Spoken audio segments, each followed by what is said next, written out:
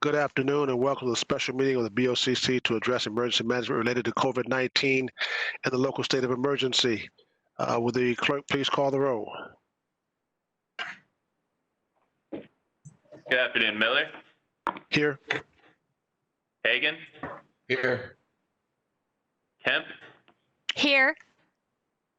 Merman. Here. Okerman. Here. Smith. Here. White. Here. Wise. Here. Thank you. You have a quorum. Thank you. We'll now move into public comment. The Board of County Commissioners welcomes comments from citizens about any issue or concern. Your opinions are valued in terms of providing input to the board. However, it's requested at the same time when you address the board that comments are not directed personally against a board member, a staff member, or a presenter, but rather directed at the issues. This provides a mutual respect between the board and the public. 20 minutes has been set aside for the public comment. Each speaker will have 2 minutes. Our first speaker is Laura Curtis. Hi, good afternoon. My name is Laura Curtis. When we bake a cake, we follow the directions on the box. We use the metrics. Bake at 350 for 25 minutes. And at the 25-minute mark, we don't simply remove the cake and hope for the best. We check it. And if it's not ready, we put it back in and we wait a little longer. School reopenings also require a metric. We cannot set an arbitrary timer and expect that COVID positivity will follow. We need to set a metric. And in this case, the CDC, the WHO, the Florida chapter of American Academy of Pediatrics, they've all offered guidance. A rolling 14-day positivity of less than 5% and steady decline for 2 weeks. We cannot simply set the timer and hope for the best. Having the correct tools is also necessary. It's tough to bake a cake without a cake pan. Are schools required to prove that their teachers have proper PPE in order to reopen? We've heard about a stockpile, yet many teachers indicate they have not yet received the essentials.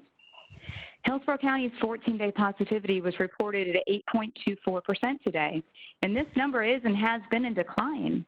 The transparency of the Hillsborough County COVID dashboard is a useful tool for our community, and thank you for implementing it. On Friday, August 14th, the Florida Department of Health quietly changed the way that it reports pediatric COVID cases.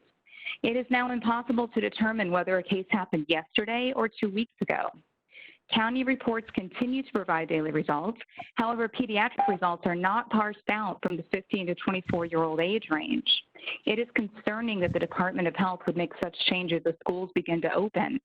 I urge the BOCC to use all resources available to support our elected school board whose 5-2 vote to delay the opening of schools was unconstitutionally denied. Thank you all for your leadership during these unusual times. Thank you, Ms. Curtis. Terry Almanayer. Yes, hi.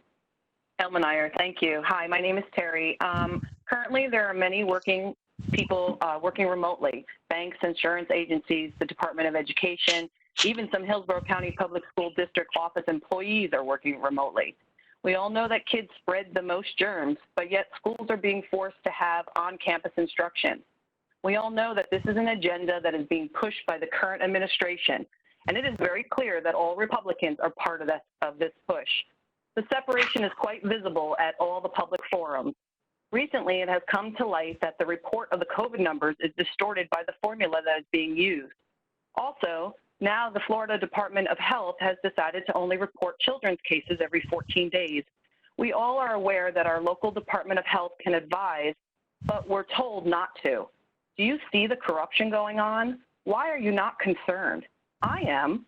So my question to you is why you, the elected officials, are not standing up to this type of deception. We all know that it's not safe for schools to open. We all know our county should be at a level 1. Why do I not hear you talking about that? Why are you not upset with all this manipulation? You have a moral and civic duty to do the right thing. Stand up and do it. We, the people, elected you to fight for us and our community. So please do the right thing. Understand that this is a pandemic, and that's how it should be treated, not in an election year. Thank you so much for your time, and thank you for everything you do. Before I call on the next speaker, let's set something straight here, okay? And we're not going to go into this as this meeting goes. I know that there are members of this board that feel the same way some of you feel about the schools opening. We have said that our last meeting. We've talked about the mere fact of the 14-day positivity rate. We've talked about many things and the frustration that we have as far as opening the schools back up and allowing the students and faculty and staff to go back to the schools. And we've seen what happens in some of the counties. Manatee County, what's happening in Georgia, what's happening in some of our universities and colleges across the country when we open the schools back up. But be ever mindful that we as a county commission have no jurisdiction over the school board. We have none. The statutes of the state of Florida separates the powers between us as county commissioners and the school board. I feel just as frustrated as you feel behind the experts giving information to the school board. They made a decision, and unfortunately, the head of our health departments in the state of Florida could not open their mouths because the governor and the commissioner of education told them not to. Tied their hands. And if anybody don't like what I just said, we'll talk about it later. But the fact of the matter is, don't jump on us. We're doing the very best we can, but we don't control the school board.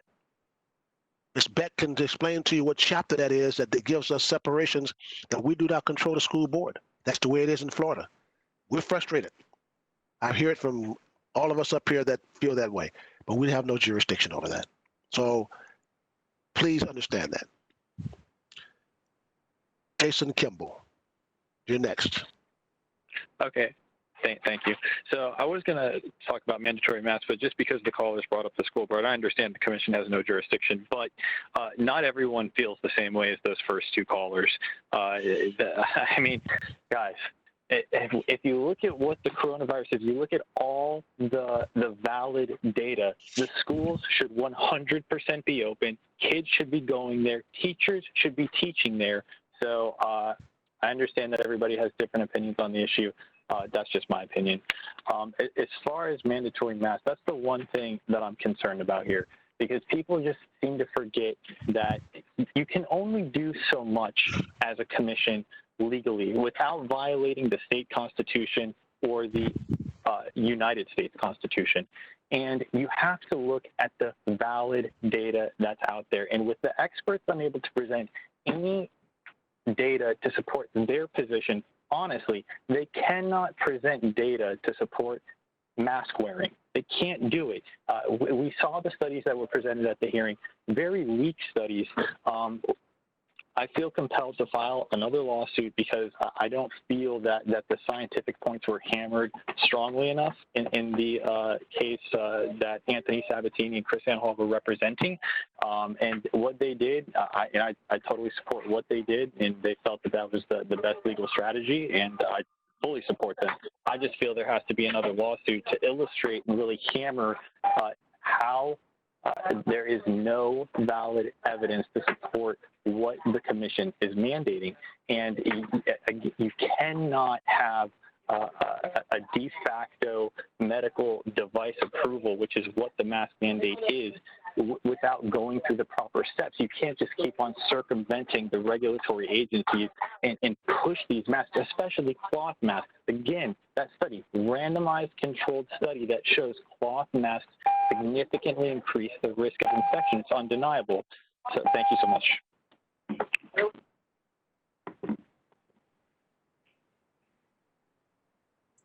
Commissioner Miller, are you there?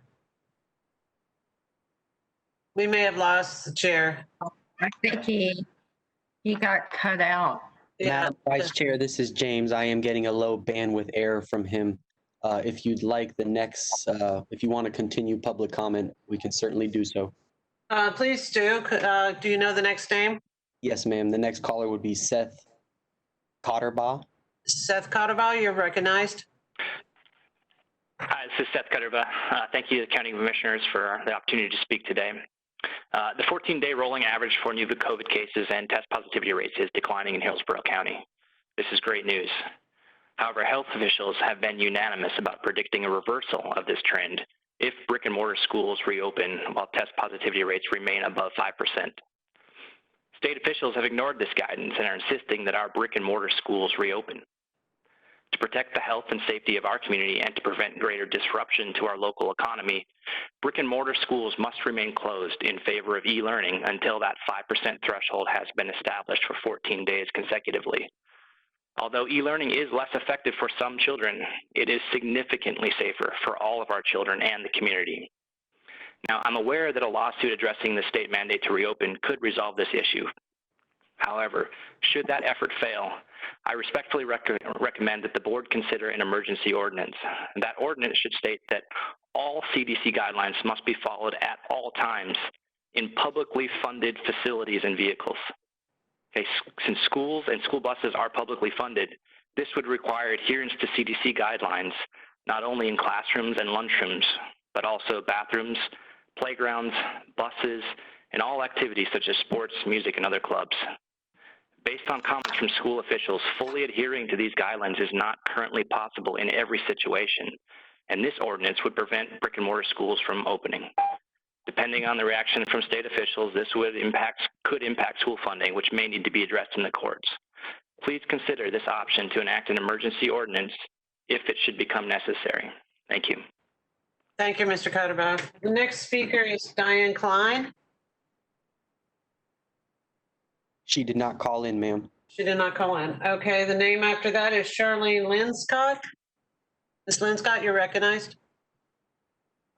Hello, my name is Charlene Linscott. I wanted to express my disappointment and concerns with the continued delays in youth sports for our county, particularly with football and cheerleading.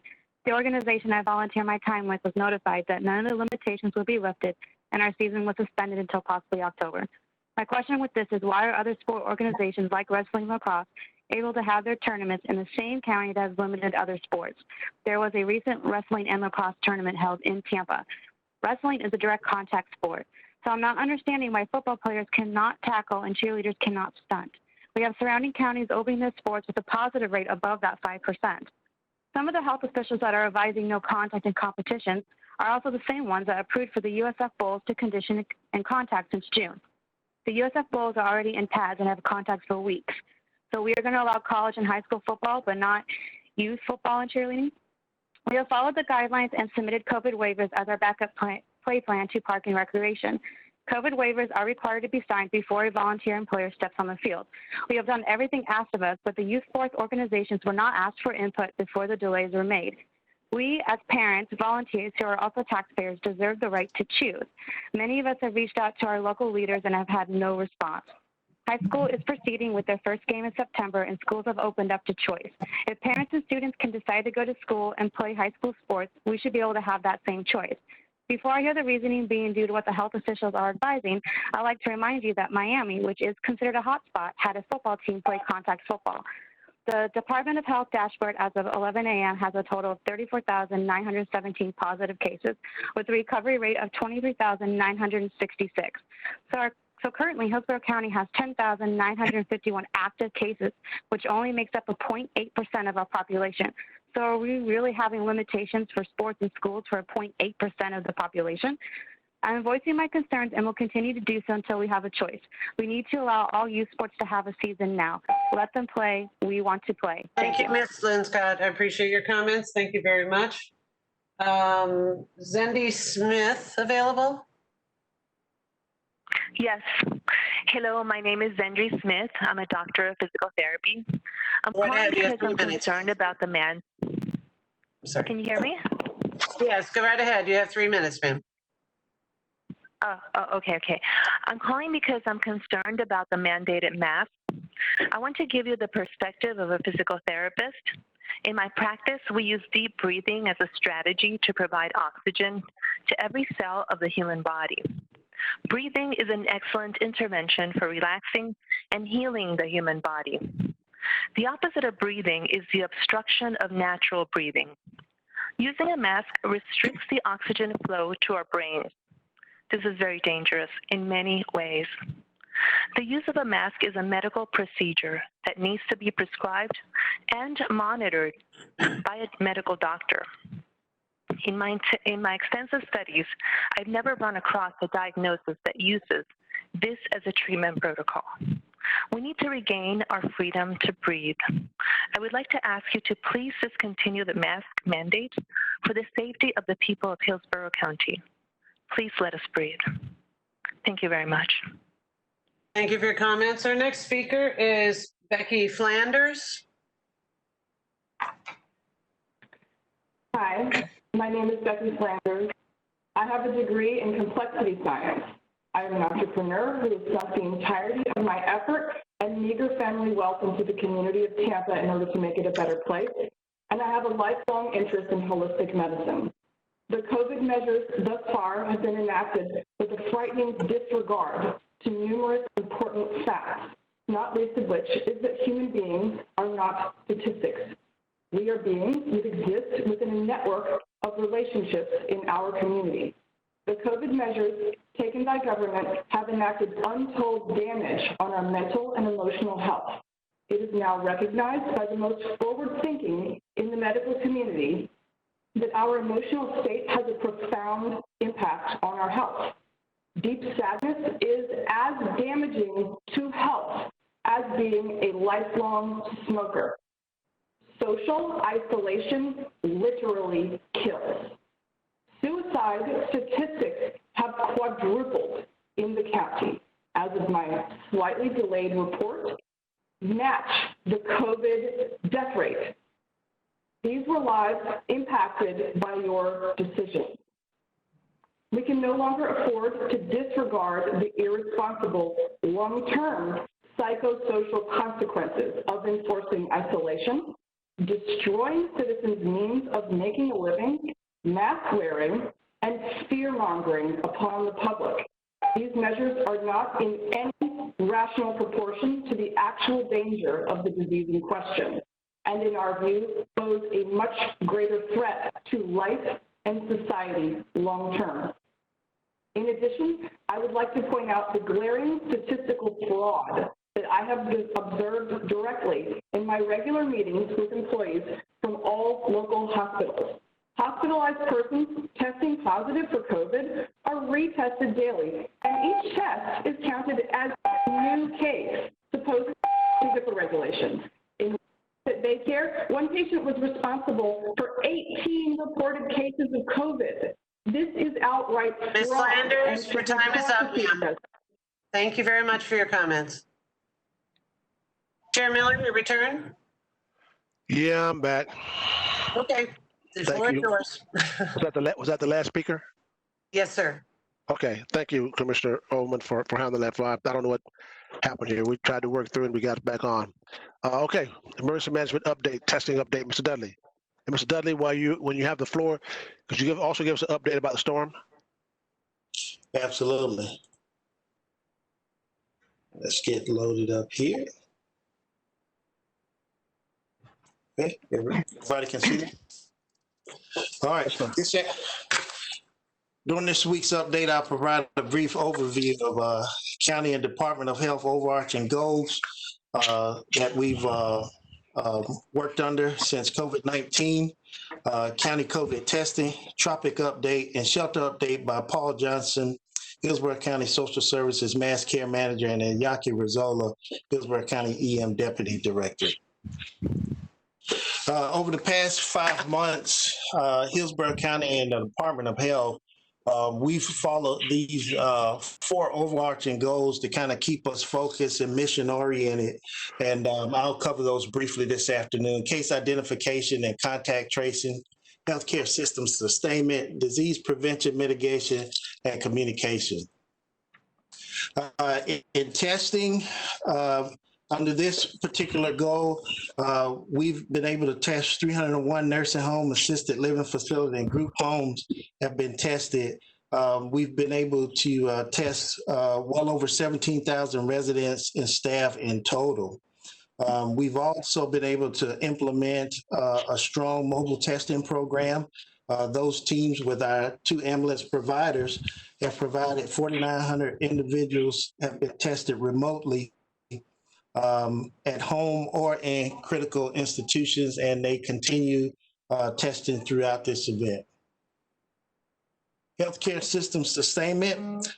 So for preparation for some of the surge, we've issued 1.7 million pieces of PPE, as I've briefed over numerous weeks here, and we've developed an alternate care site, a transition facility that provides 100 beds, and we opened that to serve low acuity post-hospital individuals.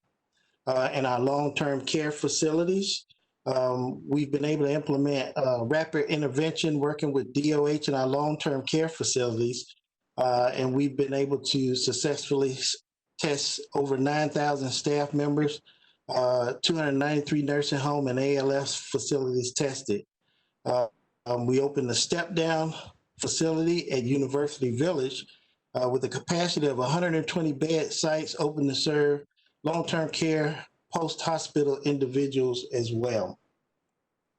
Our disease and prevention mitigation program, we've been able to open one hotel that has 247 beds available, 50 for quarantine and 197 for isolation.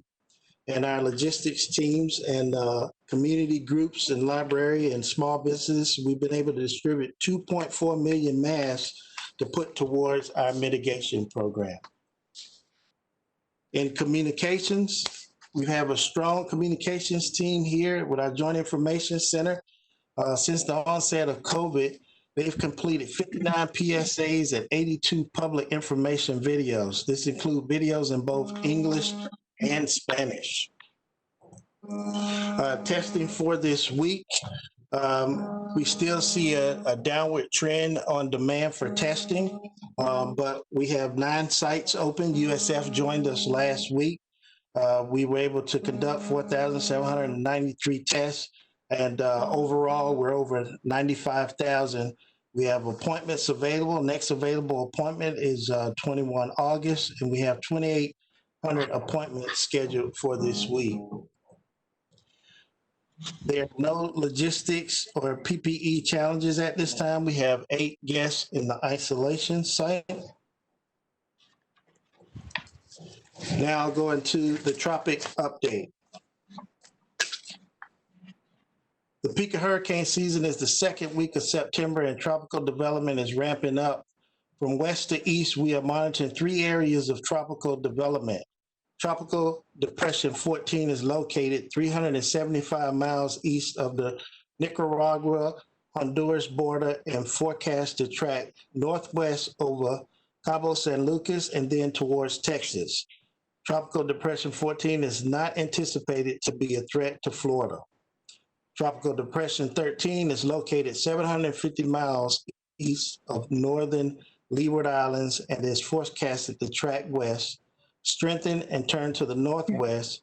We will look at Tropical Depression 13 more closely in the next slide. A tropical wave over Western Africa is produced in showers and storms near the African coast. The wave could slowly develop into a tropical storm in the Eastern Atlantic. Formation probability is 20% in the next 48 hours and 40% in the next 5 days. Taking a closer look at Tropical Depression 13, the center of Tropical Depression 13 developed a defined center of circulation overnight. With the 11 a.m. National Hurricane Center update, Tampa Bay is inside the cone, though the storm forecast may still shift. Tropical storm force winds extend outward up to 40 miles. There are no watches or warning for Hillsborough County at this time. The storm center is about 2,100 miles southeast of Tampa and is moving west-northwest at 21 miles per hour with a maximum sustained wind speed of 35 miles per hour. The current forecast moves the center of the Tropical Depression 13 is north of Hispaniola on Sunday and near the southeastern Bahamas by early Monday. The storm track is now forecasted to run just off the western edge of Florida with a maximum wind of 75 miles per hour and to continue moving to the northwest. Enhanced rain potential and thunderstorm conditions may impact our region beginning Monday and lasting to Tuesday. Tropical storm force gusts may be possible sudden squalls Monday night through Tuesday. About 3 to 5 inches of rain are possible near the coast, with 2 to 3 inches with possible inland. Higher localized amounts are possible depending on the track of the system. Some localized flooding is possible Monday and Tuesday, though those impacts will lessen if the storm tracks further to the west. We will continue to monitor river levels and update as conditions warrant. It remains too early to get specific storm surge estimates. The current NHS worst case model scenario suggests that from 4 to 8 feet of storm surge is possible. Again, track and intensity uncertainty are higher than usual because the storm is so far away. We will continue to monitor. Some of the protective actions that we're taking right now for Tropical Storm Depression 13 to include wind, storm surge, and flood potential. We continue to plan based on current forecasts and are considering the following as possible protective actions. We are currently at an EOC activation level. We still remain at a level 2 partial activation. We've been at a level 2 since ongoing COVID operations. Currently, there's no executive order from the state of Florida. It's been drafted and it should move up through the process this afternoon according to the state call. Public Works is currently taking all necessary pre-storm preparations. Sandbag operations are prepared. Fuel tanks are being topped off.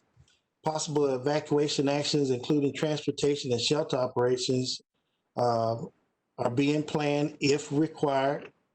And BOCC employees, partners, county residents should use this time remaining to monitor the media, county message about the storm for further development, review preparedness plans, restock disaster supplies, and visit us at hcflgov.net/stay safe for all current information and sign up for HCFL Alert.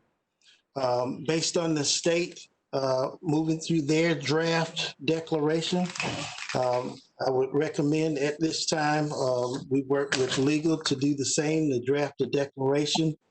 And as the ordinance, the new ordinance has been drafted, if needed, the board chair could enter that into the order as needed. And I'll answer any questions. Okay, folks. We've been busy over here. You are definitely earning your paycheck. Commissioner Overman, you recognized. Thank you, Chair. Thank you very much, Chair. And the one announcement for our supplies is to make sure you have plenty of mask and sanitary hand sanitation and those kinds of things to put in your to-go bag in the event of an evacuation. So, but I did want to go back to the presentation. It's clear that the number of people requesting tests has dropped, which is interesting. Hopefully that is a reflective of less people feeling ill. But I'm hoping that maybe I wish the EOC team were able to take a little bit of a breather to get ready for what we anticipate as being a surge after school opens. So unfortunately, a hurricane's getting in the middle of it. But your surge plans historically have been not only to utilize our existing hotels and shelters, but do you have a surge plan or a relationship with the hospitals to anticipate a potential pediatric increase in cases? I mean, we've done a great job of planning for our seniors that are at risk. But is there a plan in place in the event that we see a surge in pediatric cases, given brick and mortar schools are scheduled to open on August 31st? I haven't had those conversations with our healthcare workers directly. I would have to defer to Dr. Holt on that. But I know our healthcare workers, they have been planning for every scenario for these surge events. I believe he would be able to be a little bit more specific with that. We haven't had any requests for any unmet needs in those particular areas for requests for assistance from the state at this time. I understand, and I expect that, given the kids have been home all summer long. But I think, given that we anticipate that there's a potential change in our pediatric cases when kids go back to school, that we may need to make sure we have the appropriate preparations for pediatric case increase. So I'll stop there, but I really appreciate the hard work you're doing, and I'm sorry a hurricane's on the horizon. All right. Thank you. Thank you. Commissioner Kemp, you're recognized. Thank you. Yes, disastrous news. Do we need a motion for a draft? Ms. Beck? Yes, Mr. Chair. It certainly wouldn't hurt, but I think that the ordinance does provide for that. If, so I don't think it's absolutely necessary, but like I said, it doesn't hurt anything if you wanted to do that. Okay, we're going to do it anyway. Go ahead, Commissioner Kemp. Okay, so moved. Second. Motion by Commissioner Kemp, second by Commissioner Overman. Is there discussion on the motion? Hearing none, please call the roll. Miller, Yes. Hagan, Commissioner Hagan, Kemp, Yes. Merman, Yes. Overman, Yes. Smith, Yes. White. Yes. Motion carried 6-0. Commissioner Kemp, you still have your hand up? Okay, all right. Mr. Dudley and staff, you all have been working very hard, and unfortunately, in the middle of this pandemic, we're on the watch out for a hurricane that could very well be on our doorstep. So we'll be praying for you all and praying for everyone in this area, especially you and your staff, because you all have been working very hard since March, and this whole body appreciates everything that you do. And thank you very much. Thank you, Mr. Chair. I'd also, to round out the emergency management update, at the request of Commissioner Merman, she wanted a quick overview of our shelter plans, and I've asked Paul Johnson, our Social Services Mass Care Manager, and Iñaki Rizzola, Hillsborough County EM Deputy Director, to join us this afternoon to give a brief overview of how we'll be managing shelters during the COVID operation. Yes, sir. Welcome.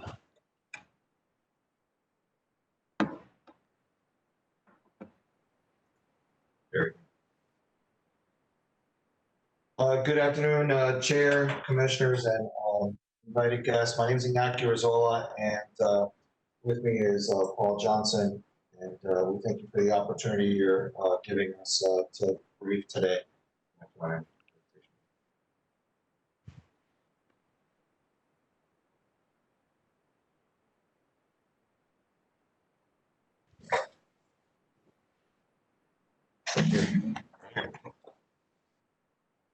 All right, thank you, Fred.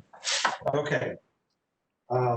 So permit me by starting to reiterate a critical message to all our residents, which is, if you need to evacuate, we encourage you to seek shelter always with family and friends first. Hurricane evacuation shelters should be your last option. Evacuation shelters, as been said time and time again, are lifeboats, not cruise ships. That being said, as we always need to meet the emergency shelter needs of our community, we have incorporated standards and recommendations set forth by national, state, and local entities, subject matter experts. And I'm going to touch upon some of those. So those, hopefully you're seeing them on the screen. Those standards are that what we're going to be doing is we're going to look to screen all individuals. Sir, we don't see it yet, sir. Oh, stand by a second.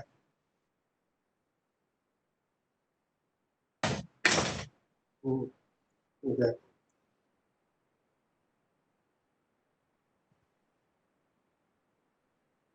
There we go.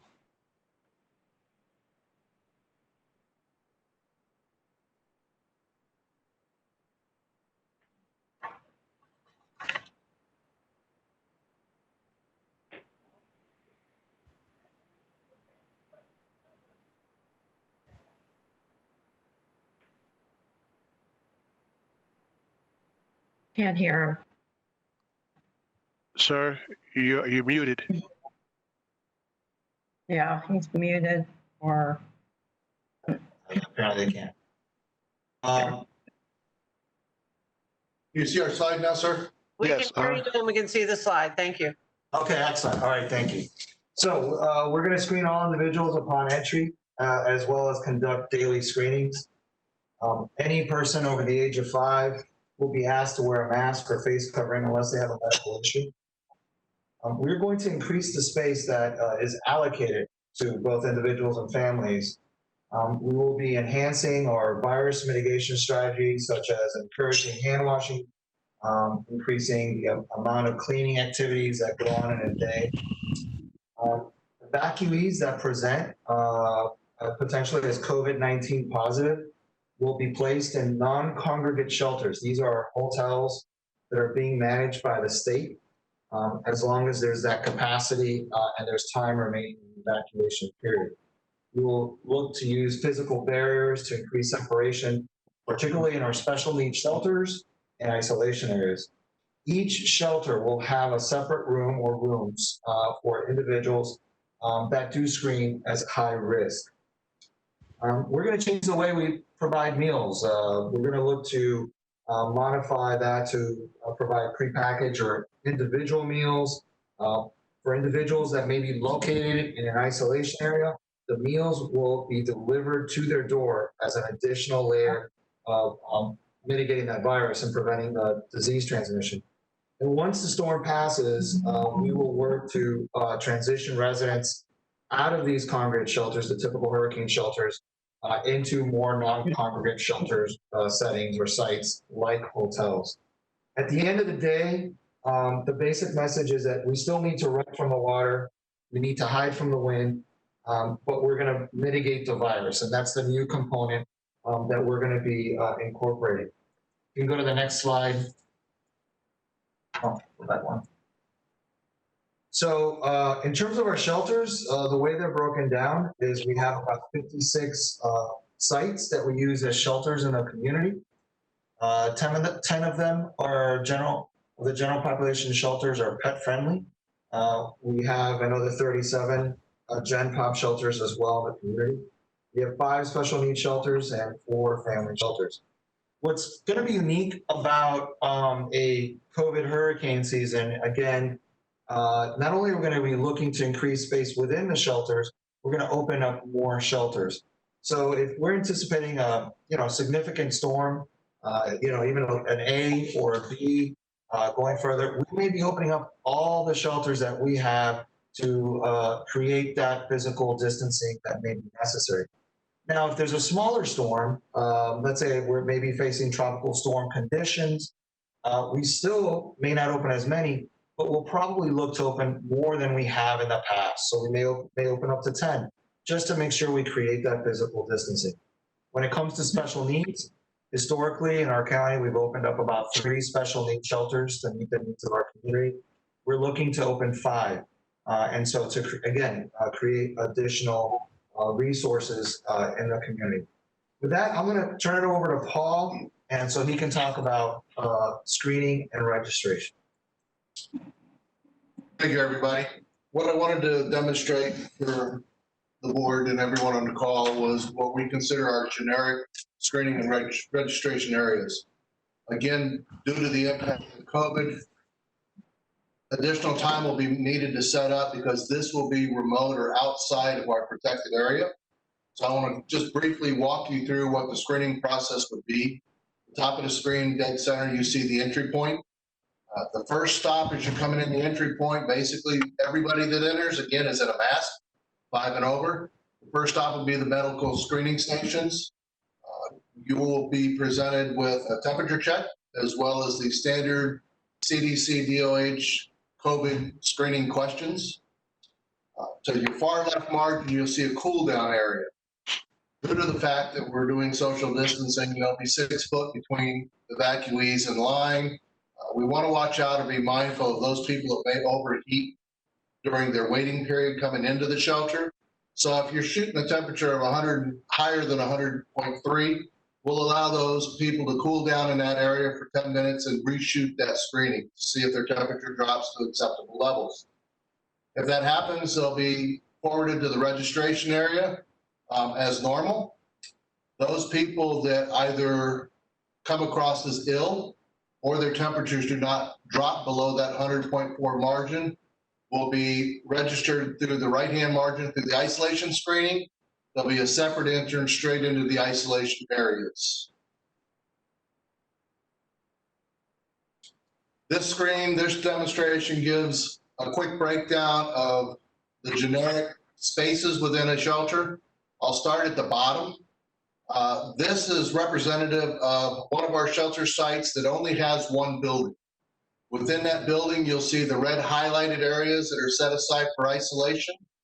Now, other buildings that we have for public sheltering, we try to isolate as far as possible from the general public, and in some cases, we actually use a standalone building for the isolation area. Top left-hand diagram shows a general classroom and how it's broke down. I want to highlight that it's a combination of family singles. We use the IRMA data to designate, for an example, that only 5% of the people that we housed during IRMA were singles. Most of them were families of 4 and 5. I want to highlight that we're still maintaining the 6-foot spacing in between. You'll see the aisles.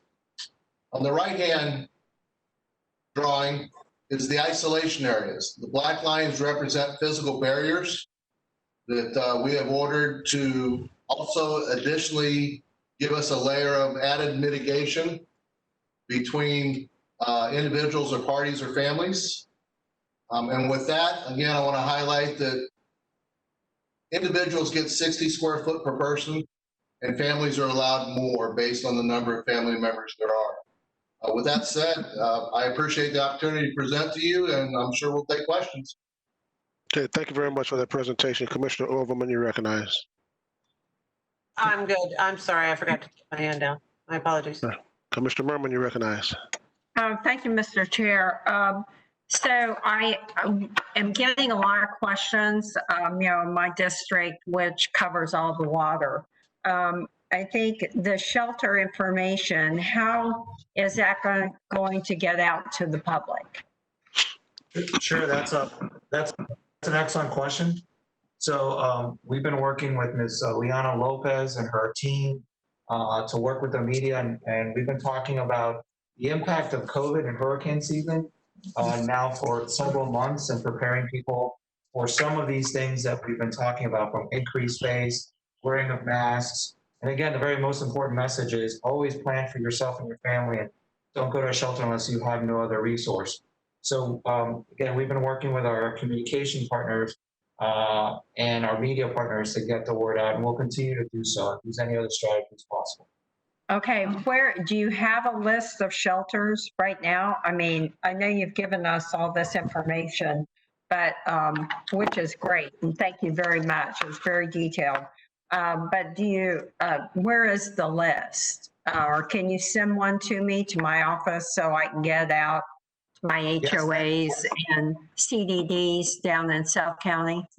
Yes, ma'am, absolutely. So something that we did this year with our all hazards guide for hurricane season, which came out, which took into account virus mitigation as well. So we can certainly, we have that information on our website, on ACFL Alert, and we can certainly get that to you as requested. Okay, is the information different in your hurricane guide than from what you just told us? No, ma'am, but pretty much the shelters that are listed are the shelters we will use. With the only exception is, for example, if we're in a particular part of the season and a school had to have some kind of renovation or change, we may have to drop a shelter or add a shelter. But that's pretty much the list, ma'am. Okay, thank you. And this question is for Bonnie Weiss. Before, when we had the emergency policy group, the mayor was sitting in the room.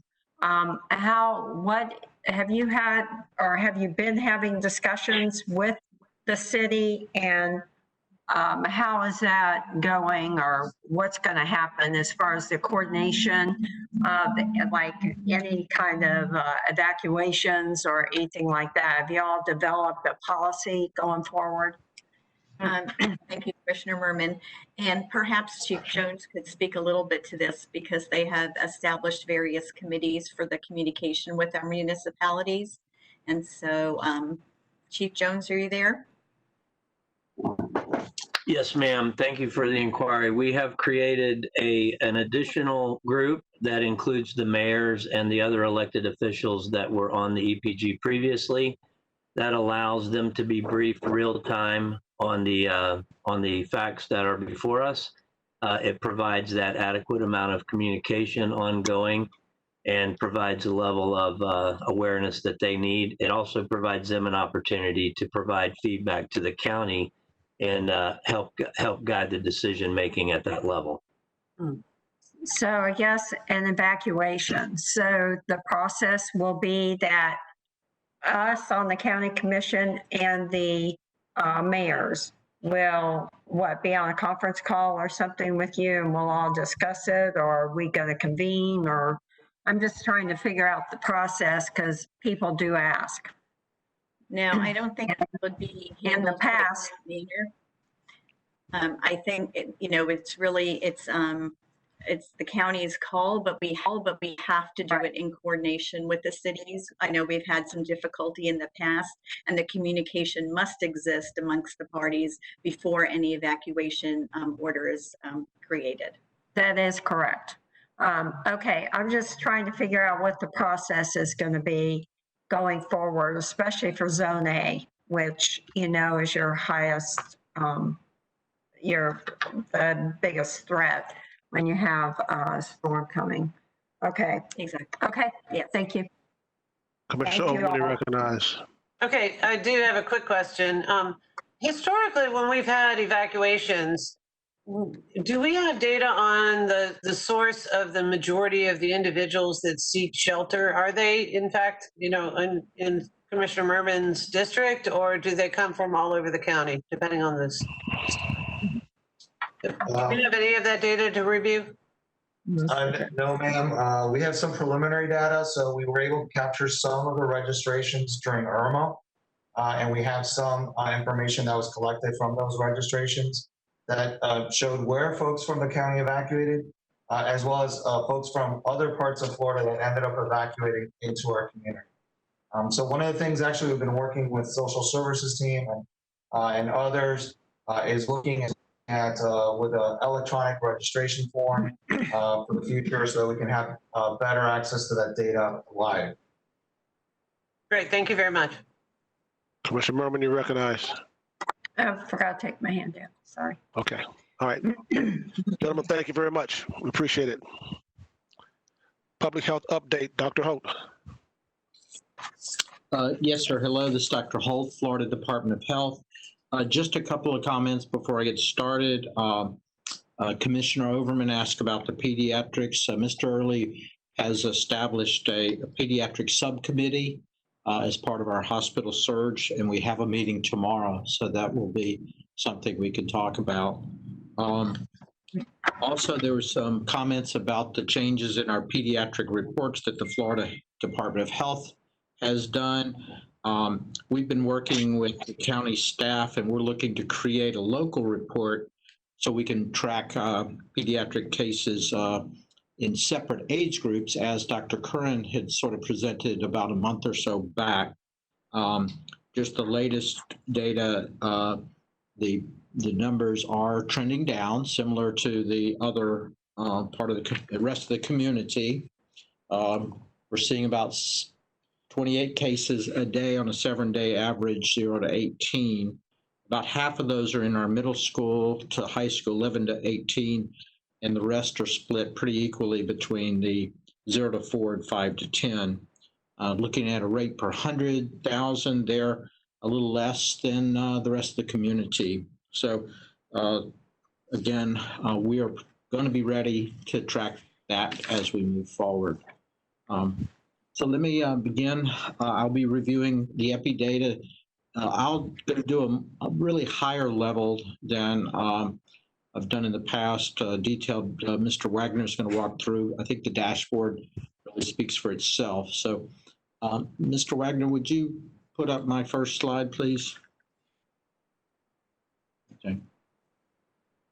Now, as of today, we have just over 35,000. We've added 208 who were reported today. The hospitals have seen a noticeable decrease in admissions and the number of patients with COVID that are in their hospital, averaging about 300 a day versus we had up to 600 several weeks ago. University Village census has also decreased, but we are recording more deaths. That's not surprising given it's a lagging indicator. We're reporting 513. Again, hopefully or expect this to decrease as our hospitalizations have decreased subsequently. Looking at this slide, I'm looking at the community-based transmission, the level of transmission as we step down. We're no longer in the highest level. A week ago, we were just above that 175. We're in the red, which was substantial and uncontrolled transmission.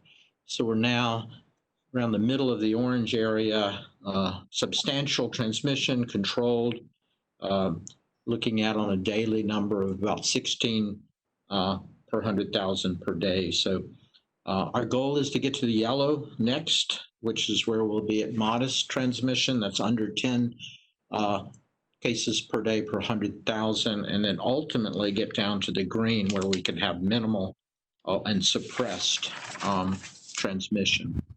The positivity rate is also continuing to decrease, as you'll see. We're down on a 7-day average around 7%. As Mr. Dudley and has been noted, the decrease in testing is concerning, and if we keep seeing this going down, our reliability of the two metrics we just talked about. So I am hopeful, a little excited that I've seen development of new testing techniques. I think the most noticeable was the saliva collection. It would really help in some of the situations that we would want to deal with in the future. Currently involves a lab still running, but I hope to see those evolve. So next slide, please. Just wanted to, again, give us a perception of where we were and where we are. So if you look at the far left in early June, just before the phase 2 opening, we were pretty low. But if you look closer, we started to see that uptrend start. And we, around middle of June, the upslope was fairly steep. And then we had a sustained peak for really about 2 weeks for the first 2 weeks of July. And we're now seeing this gradual falling. Again, we're still in a significant degree of community-based transmission. Next slide. And I want to keep an eye on the region. We're all part of this virus has no boundaries. And so if you look at this overall, we're pretty much all in the same range. Pasco and Pinellas are leading the way, but clearly we need to keep doing what we're doing. Our goal is to get down ultimately to that green, but that's not won't be a point in time. It's going to take sustained efforts. So I think there are good trends, but we still have a ways to go. I'll stop there and turn it over to Mr. Wagner. Dr. Holt. Yes, sir. Could you go back to that last slide?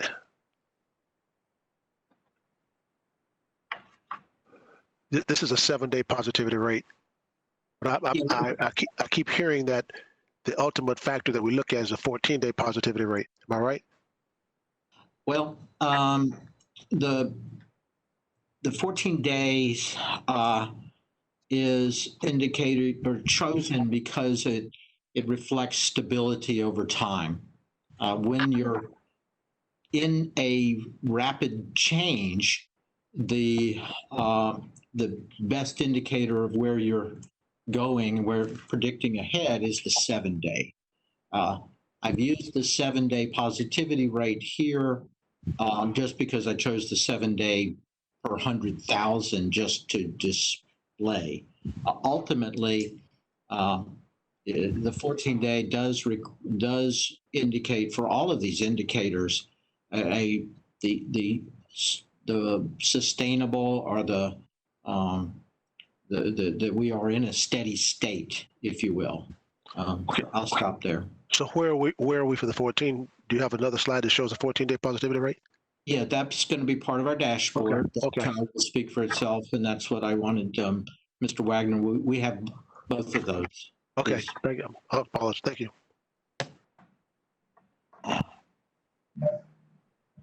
I'll go ahead. Kevin Wagner, Business Analyst, Healthcare Services Department. Members of the BOCC, I'll present the dashboard that is publicly available for the citizens. As discussed before, items in green show a trend or positive nature that we're hoping for. Items in the salmon or red color are areas of concern. On the public dashboard, the landing page, as indicated earlier by Dr. Holt, we are above 35,061 cases confirmed through today's update. On the top row, a little over 500 individuals have been our fatalities, and about 1.47% of the cases have resulted in fatality, and nearly 24,000 have recovered. Information that we heard earlier today. With regard to the row 2, with regard to the 7 and 14-day change of daily cases, we're looking at a roughly 235 on a 7-day average or 7-day count, and 250 on a 14-day count. So that spread of cases, as we show, are narrowing because the trend is going downward. The item in salmon color is the item of concern, is again the testing. On a 2-week average of testing, we're around 25,000. The previous week, looking at a 2-week average, we were around 29,000. So that is a concern. To your question, Commissioner Miller, the 14-day positive rate is around 8.2%. We get an update weekly file, so we update this only once on Sundays after a complete week of testing has occurred. So on next Sunday afternoon, this will be updated again. But the trend, when we look at some of the dailies, are going downward as well. Row 3 is the hospitalization data. Again, this is a subset of all the ACA data. What's presented is the TGH data exchange, which encompasses most of the hospitals that report, and there is a bit of a lag. We have elected to use this because it shows the trending component over time. So that provides a great value from an information standpoint. So again, the trending in the hospitalization data speaks for itself, is trending in the downward direction. But we are monitoring it continuously. With regard to the cases, I'll speak to the main chart at the bottom. I believe it was asked to include the significant opening dates within the community and the mask order. The mask order was on June 22nd, highlighted in orange. And then we see the number of cases per day trending downward beginning of late July and beginning of August to where we are now in that 250 to 235 a day based upon a 7 or rolling day average. So again, that trend is flattening, as Dr. Holt indicated, as well as observations. The testing data, I'll speak on the first row, right-hand side. Again, the 14-day average of tests on a week is around 25,000. But really, when we look at the week of that last week that started, that was completed, there was only a little under 21,000 tests. The previous week was nearly 30,000. The average is 25,000. So again, when we look at that 1 week, as indicated by Mr. Dudley and Dr. Holt, the testing's gone down to only 21,000 in the week completed. And these are reported tests. So again, if it's not reported, it's not going to be captured in this data set. But this is reported test at that time was about 21,000. and an 8% positivity rate. The last one, again, is the hospitalization overview. First row, third box. Again, the largest known hospitalizations related to COVID are in the 50+ age group. You can see 50, 60, 70, up such going forward. With regard to the hospitalizations on the second row, again, the trend has gone down. This is the TGH subset data. So there is a lag, but again, from a trending standpoint, we are seeing a trend downward in the hospital census of individuals in the ICU with COVID and the individuals in inpatient with COVID as well. So that's trending down. And the individuals who are being admitted daily, again, on that subset is trending downward. And I'll stop there. Thank you. Okay. Dr. Holt, anything further, sir? No, sir, we'd be happy to answer any questions. Commissioner Overman, you recognize. Thank you. And thank you both for your reports. And I really, truly appreciate it. Our dashboard's really helpful, and the 14-day and 7-day numbers look so much better because I think we've seen great participation by the community. I'm a little concerned about the testing numbers falling, and I'm curious if there's been any indication why that has occurred, other than people are just not feeling bad. But my bigger issue has to do with the fact that we've got about 11 or 12% positivity rate in Hillsborough County when it comes to pediatrics. And while our average number for general population is in the 8% range. In the future, what I would like to see is actually the numbers that are being reported by the state is below the age of 18 pediatric number.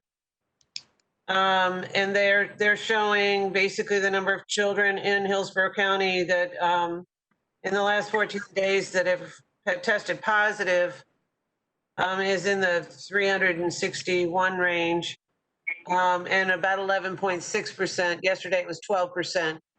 So that's a pretty high number, but it's a very small number of our population, given that we haven't really focused on testing children.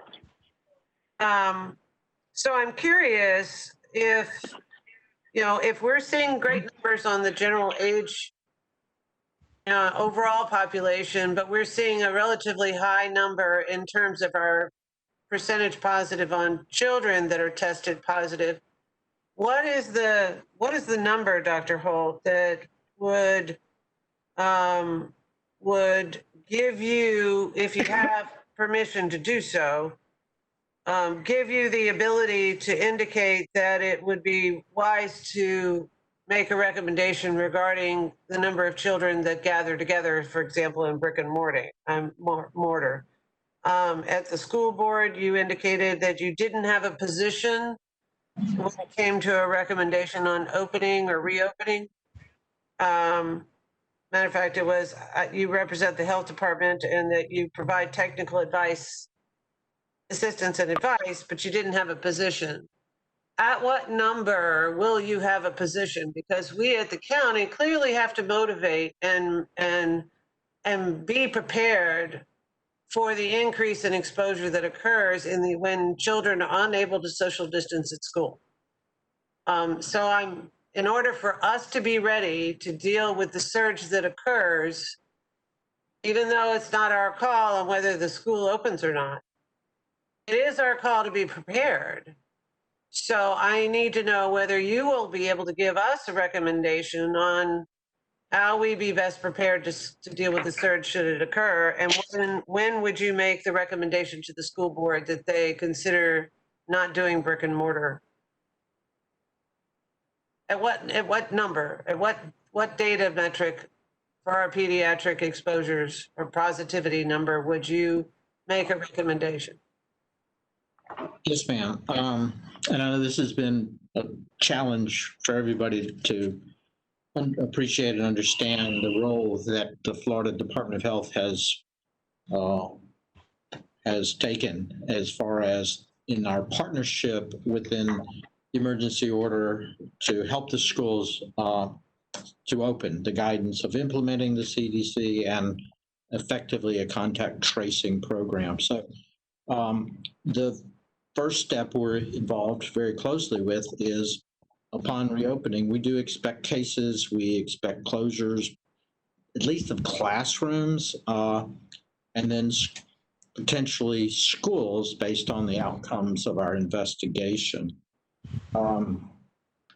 As it relates to when to close schools individually, my opinion, and this isn't official from the Florida Department of Health, is we really shouldn't be closing schools just county by county. There has to be some shared criteria across at least a regional basis.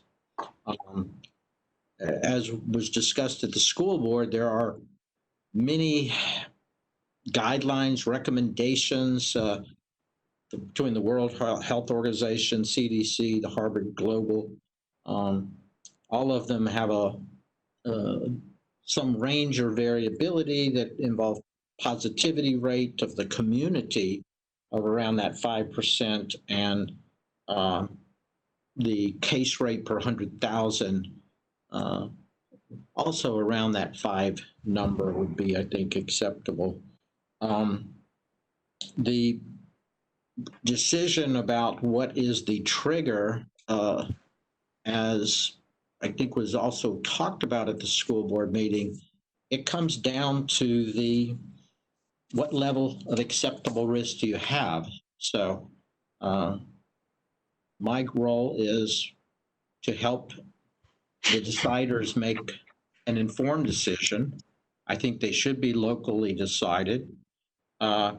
And particularly as it relates to school systems, not schools, but even with schools, I can recommend it's up to them to decide if they will accept that on those conditions.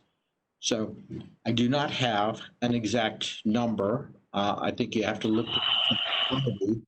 at what's going on, not only in this county, but the region, and to make particularly a decision regarding a system. So I know a wordy answer to a complicated, and some people appear to think it's a simple question, but it's really not. So I'll stop there, ma'am. I appreciate that, and thank you. What I would like for you to report to us by the next meeting is what metrics and numbers will you utilize to make a recommendation? Whoa. You're going to have him make recommendations to us and he'll utilize to open schools? No, I'm asking what metrics and numbers will he use for making a recommendation so that we can monitor those numbers and be prepared for possible changes in employment, economic development, hospitalizations. Any of those things would be very helpful if we had those numbers. And it doesn't sound like we have them. We have a lot of numbers, but we don't have a specific list of metrics that he is defining or indicating that he's going to use to make a recommendation to the school to address the spread that is occurring in the schools. Commissioner Overman, I don't think we as a board of county commissioners can ask him to do that to dictate what he will give to us to recommend to schools. As I said, hold a minute, wait. As I said before, I understand your concern. I got the same concerns. I truly understand your concern. And I look at this every day and try to figure out what in the world are they doing. A positivity rate of 8.24% in Hillsborough County, we should be talking about 5%, and you just said a pediatric positivity rate of 12%. Why are we doing this? But for this Board of County Commissioners to be asking Dr. Holt to give to us what his suggestion should be of opening up the schools, that's not our call. That is not our call. And I'm gonna ask Miss Beck to please explain and tell us in statute what separates our responsibility from the school board's responsibility, because we're getting ready, sound like we're getting ready to cross the line and get ourselves in a little trouble here. I understand your concern, I really do, but I think we're about to go a little bit too far. a little bit too far for this board and where we want to go. There's a separation of powers between us and the school board. We're not like any other school district where in those school districts that are not in municipalities and unincorporated areas of other states that we would control that. We don't do that in this county, in this state.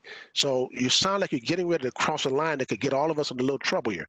Ms. Beck, would you please explain where we are statutory-wise that separates us from the school board? Yes, Chairman Miller, I'd be happy to. This is Christine Beck, County Attorney. Other than the statutes and there's numerous statutes that set out the responsibilities of the school districts, but I think the most important item is the Florida Constitution itself. And in the Florida Constitution, Article 9, Section 4, it simply states that the school board shall operate, control, and supervise all free public schools within the school district. And it goes on, but it does provide a pretty clear guidance of where those lines are. What I might add that might be helpful is I do understand that the school board is meeting again soon, and perhaps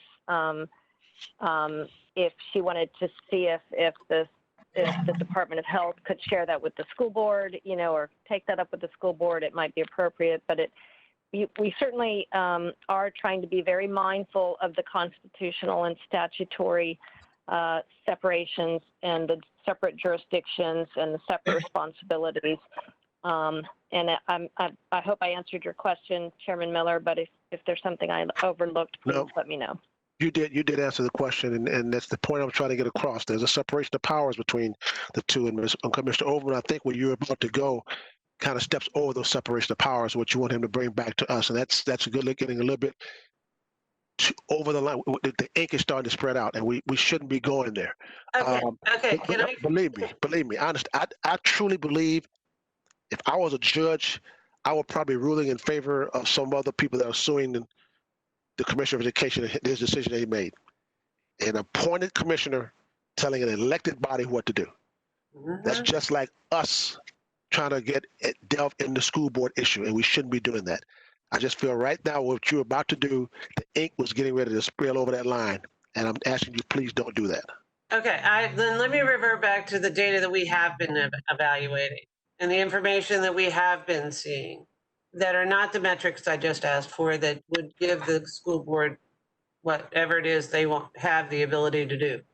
What we have seen is that we aren't at 5% on a rolling 14-day, and we are at 11 to 12% on the pediatric level.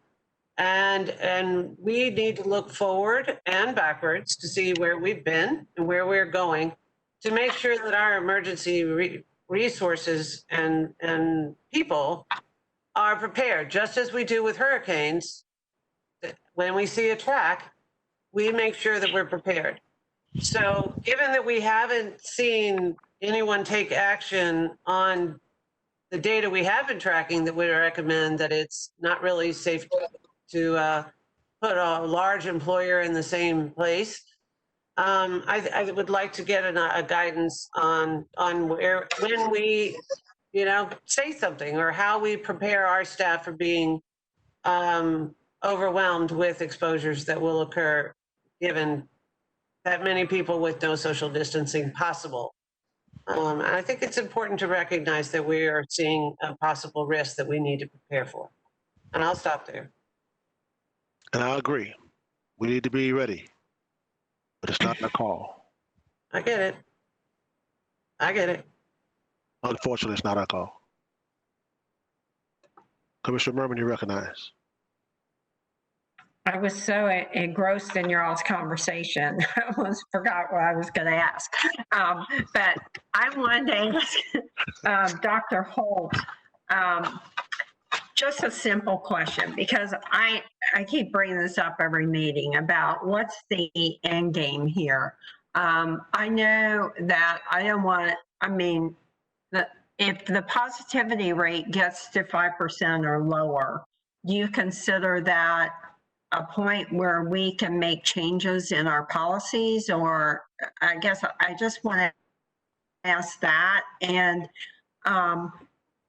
also, do you think we should wait several weeks after the schools open just in case those numbers change again. Yes, ma'am. You there? Yes, ma'am. I do, again, I don't set policy. I can educate, and my opinions are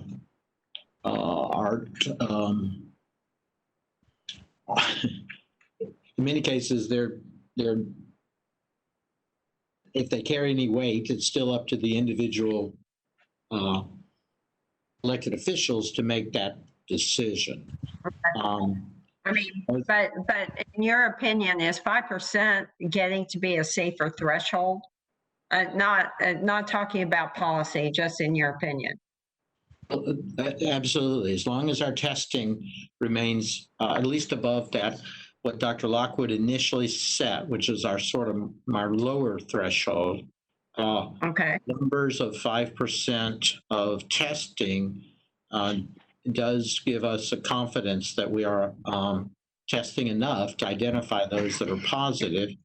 That also means that as the cases are reduced, then we have a much better chance of responding rapidly to cases and reducing the transmission.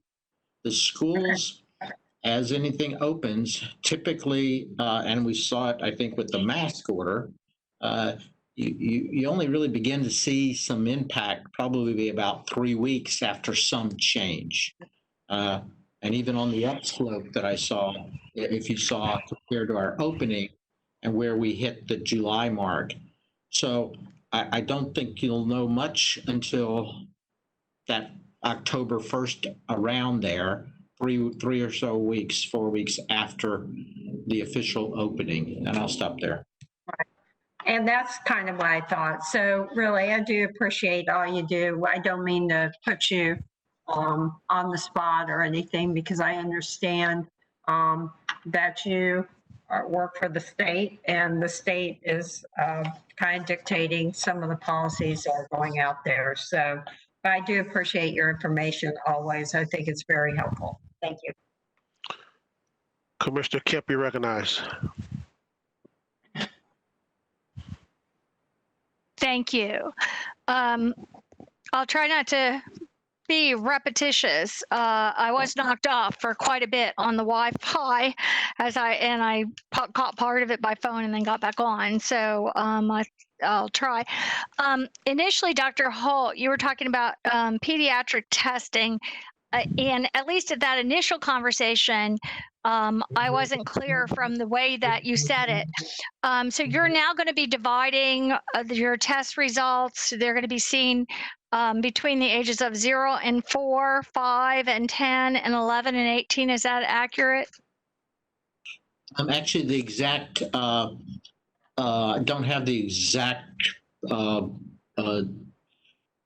ranges we have. I think we broke them up a little different. It's in the final phases of, I think, getting reviewed, but it will effectively be 4 to 5 age ranges from 0 all the way up to the young adults. I think we went up to 24 or 5, I think, just trying to capture both schools, primary, middle, high school, and the universities. Okay. I just would be concerned, and I wrote down those numbers when you first, early on, when you were talking about this, even before the storm presentation, and what you said then was 0 to 4, 5 to 10, and 11 to 18. But I would just be concerned that we get these numbers, because as we're hearing, those are very, very different impacts.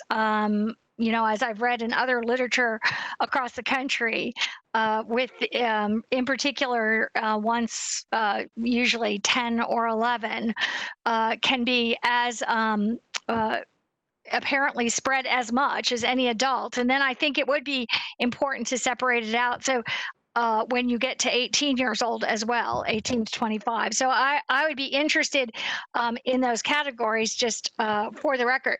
The other is we seem to be testing, as I understand it, far less in these age groups because they're far less symptomatic, and then they don't come to us. So is that's accurate, that we have far less testing of those groups? Yes, ma'am. I believe that is accurate. I think again, it's probably best to look at the rate per 100 to see how that compares. I haven't looked at specifically, but my pretty confident saying that is an under-tested population. Not somewhat surprisingly, given it's really purely driven by the parents and driven by the situation of either symptomatic children, and we know there's a 30 to 40% of people infected are asymptomatic. The other group that we have seen more testing is in the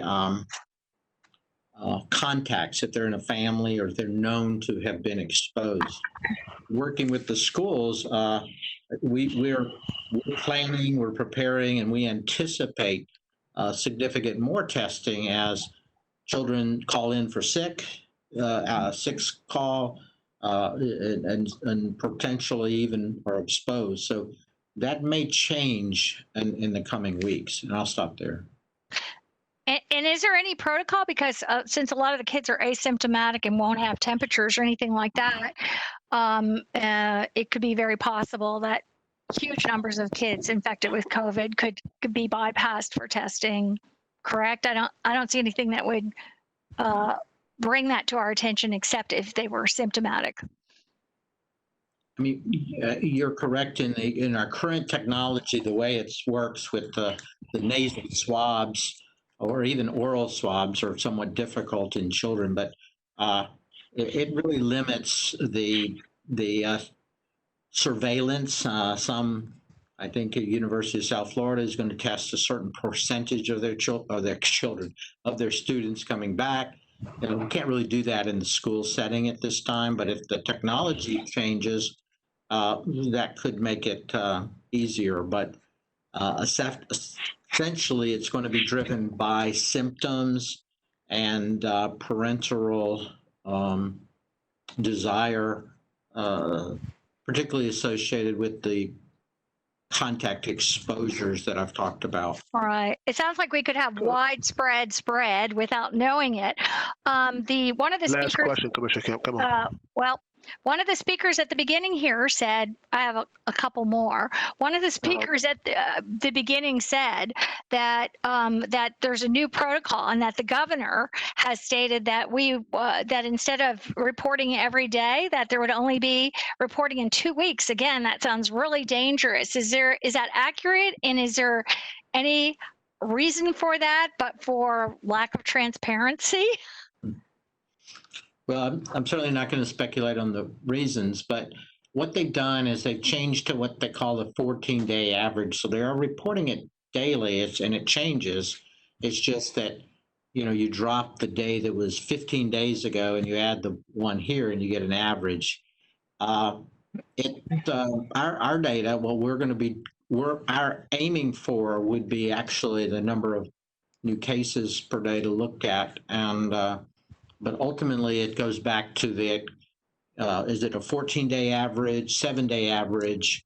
That's statistically a better. You need to average them out. You get too many swings if you just look at one day at a time. It's like watching the stock market. Well, that's true. Except I would like to just know that we're getting it before 14 days, because by then it could be, as we know, have gone wild.